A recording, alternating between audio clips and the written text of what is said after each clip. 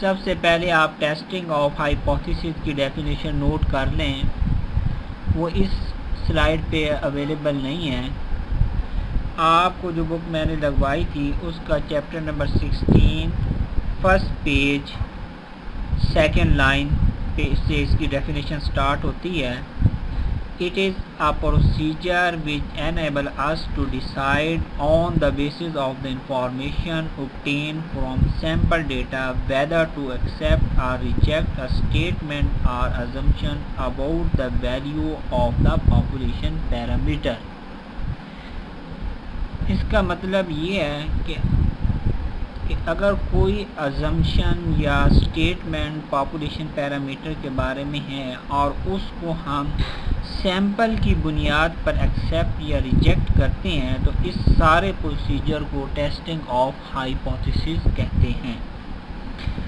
इस सेंटेंस के बाद ही स्टैटिस्टिकल हाइपोथेसिस की डेफिनेशन दी हुई है, वो आप नोट कर लें।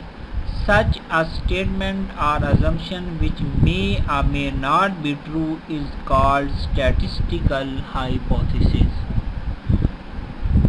इसके बाद टाइप्स ऑफ स्टैटिस्टिकल हाइपोथेसिस है। एक नल हाइपोथेसिस होता है, दूसरा अल्टरनेटिव हाइपोथेसिस है। यहाँ इस स्लाइड पे नल हाइपोथेसिस की डेफिनेशन दी हुई है। The null hypothesis is denoted by H0। It is a statistical hypothesis which is tested for possible rejection under the assumption it is true। और जब हम इसका स्टैटिस्टिकल हाइपोथेसिस बनाते हैं तो नल हाइपोथेसिस में जो या तो इक्वलिटी का साइन आएगा, ग्रेटर देन आर इक्वल का साइन आएगा, या लेस देन आर इक्वल का साइन आएगा। और इसकी example chapter number 16 first page की last line. Suppose we think that the average height of students in all colleges is 62 inches. This statement is taken as a hypothesis and is written symbolically as H0 mu is equal to 62 inches। इसके बाद alternative hypothesis की definition इस slide पे दी हुई है। An alternative hypothesis denoted by H1 is a statistical hypothesis which we are willing to accept when the null hypothesis is rejected। यानी जब आपके पास नल हाइपोथेसिस रिजेक्ट हो जाए तो अल्टरनेटिव हाइपोथेसिस एक्सेप्ट होता है, और जब आपके पास नल हाइपोथेसिस एक्सेप्ट हो जाए तो अल्टरनेटिव हाइपोथेसिस रिजेक्ट हो जाता है। और अगर नल हाइपोथेसिस में साइन इक्वल है तो अल्टरनेटिव हाइपोथेसिस में जो साइन होगा वो नॉट इक्वल होगा। नल हाइपोथेसिस में अगर sign greater than or equal है तो अल्टरनेटिव हाइपोथेसिस में लेस देन होगा, और अगर नल हाइपोथेसिस में sign less than or equal है तो अल्टरनेटिव हाइपोथेसिस में ग्रेटर देन होगा। इस स्लाइड पे सबसे पहले डेफिनेशन सिंपल हाइपोथेसिस की है, और ये डेफिनेशन इस तरह है। Statistical hypothesis is said to be simple hypothesis if it completely specifies the population distribution. For example, a random variable x has a normal distribution with mean mu is equal to 30, यानी mean 30 है and standard deviation 4 है। Previous slide में जो null hypothesis की में जो example लिखी थी उसको यहाँ पे भी आप कोट कर सकते हैं, और ये चैप्टर नंबर 16 के 124 पेज पे दी हुई है। सिंपल हाइपोथेसिस की एक और एग्जांपल।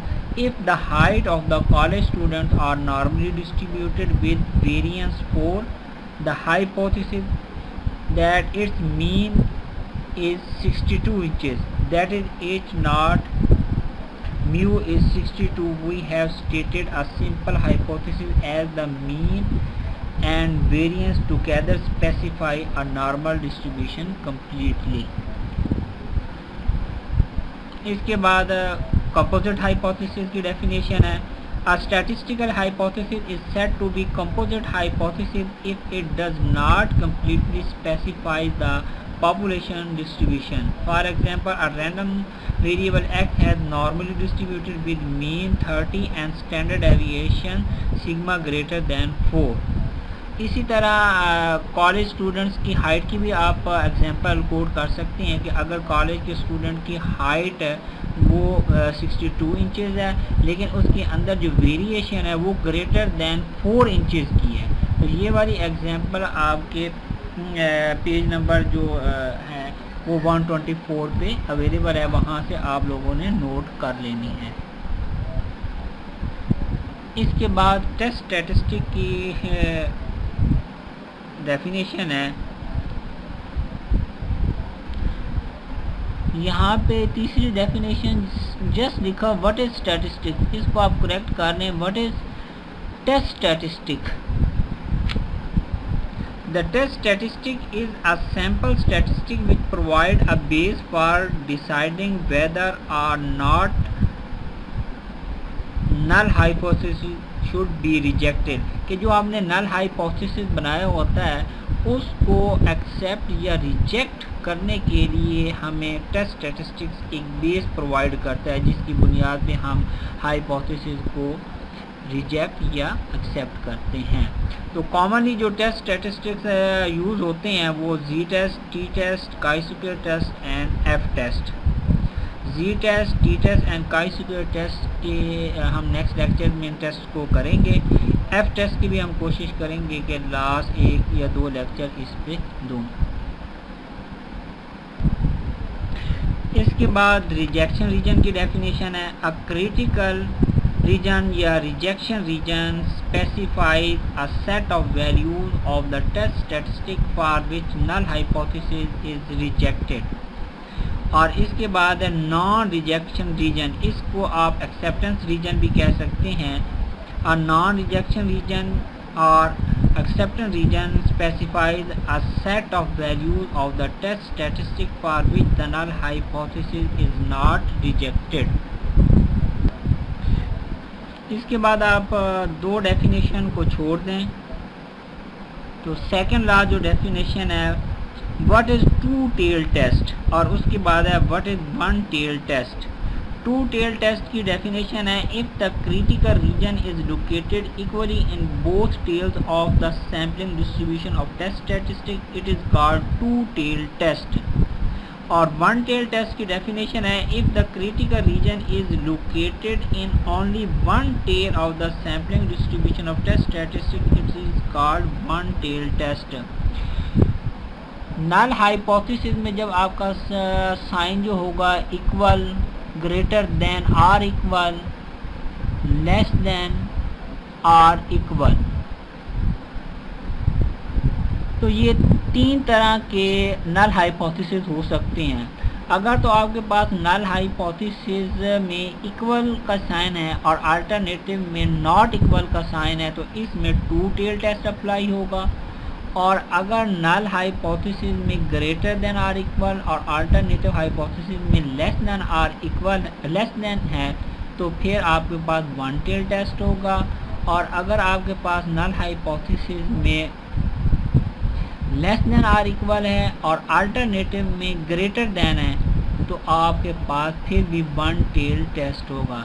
यानी शॉर्टकट आप ये कह सकते हैं कि अल्टरनेटिव में आपके पास अगर नॉट इक्वल है तो टू टेल टेस्ट, और अगर ग्रेटर देन या लेस देन है तो वन टेल टेस्ट अप्लाई होगा। इस स्लाइड में सबसे पहले टेस्टिंग ऑफ हाइपोथेसिस का जनरल प्रोसीजर दिया गया है कि identify the population of interest के। सबसे पहले आप क्वेश्चन को जब रीड करेंगे तो उसमें पॉपुलेशन ऑफ इंटरेस्ट को आइडेंटिफाई करें। उसके बाद है फार्मूलेट H0 एंड H1 यानी null hypothesis and alternative hypothesis, उसके बाद आप फार्मूलेट करें। उसके बाद है decide and specify the level of significance, कि लेवल ऑफ सिग्निफिकेंस अगर गिवन है तो ठीक है, नहीं तो 1%, 5% या 10% आप लोग दे सकते हैं। इसके बाद जो स्टेप है वो है choose an appropriate test statistic.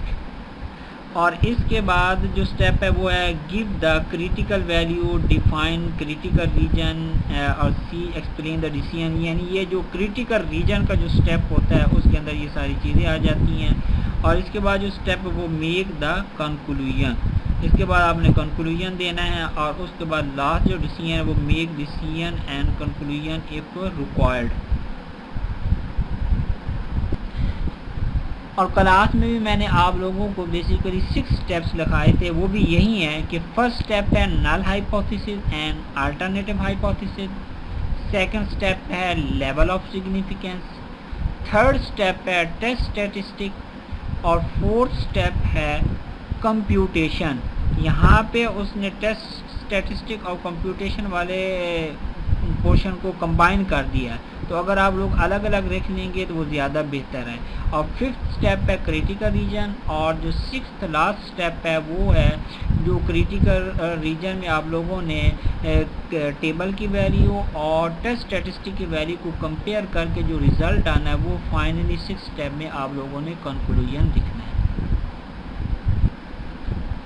और इस स्लाइड पे जो बाकी डेफिनेशन है उसके आप लोग रहने दें, बस इस स्लाइड पे जो जनरल प्रोसीजर है उसी को ही आप लोगों ने याद रखना है।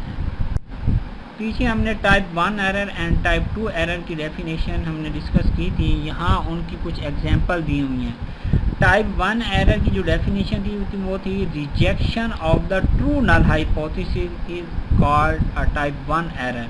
यानी अगर आप एक ठीक स्टेटमेंट को, ये सही स्टेटमेंट को रिजेक्ट करते हैं तो आपके पास ये टाइप 1 एरर है, और अगर आप एक गलत स्टेटमेंट को एक्सेप्ट कर लेते हैं तो ये आपके पास टाइप 2 एरर है। इन डेफिनेशन को मद्देनज़र रखते हुए यहाँ पे जो स्टेटमेंट दी हुई हैं, an innocent driver may be held by A traffic constable, यानी यहाँ पे वही बात जो टाइप 1 एरर की है, the rejection of a true null hypothesis. तो यहाँ पे ये वाली जो स्टेटमेंट है ये टाइप 1 एरर के रिलेटेड है। अ जज can acquit a guilty person, तो ये आपके पास टाइप 2 एरर की स्टेटमेंट है। A deserving player may not be selected in the team, ये टाइप 1 एरर है। And bad student may be pass by examiner, तो इसमें वो acceptance of the false null hypothesis, यानी गलत स्टेटमेंट को हम एक्सेप्ट कर रहे हैं, तो इट मीन कि ये आपके पास टाइप 2 एरर है। इस तरह आज का लेक्चर हमारा क्लोज होता है। इन बेसिक डेफिनेशन को आप लोग यहाँ से जो मैंने स्लाइड्स दी हैं यहाँ से भी आप लोग इनको याद कर सकते हैं। इसके अलावा आपको जो बुक मैंने लगवाई है उसमें भी ये डेफिनेशन अवेलेबल है, वहाँ पे भी आप लोगों को देखकर उनको भी याद कर सकते हैं। इसके अलावा अगर आप लोग नेट से भी इन डेफिनेशन को सर्च करेंगे गूगल पे तो आप लोगों को ये डेफिनेशन मिल जाएंगे। अगर वहाँ से भी आप लोग इन डेफिनेशन को तैयार करना चाहते हैं तो कर सकते हैं। और इंशाल्लाह हम नेक्स्ट लेक्चर में न्यूमेरिकल क्वेश्चन इसके रिलेटेड जो है वो सॉल्व करेंगे। अल्लाह हाफिज़।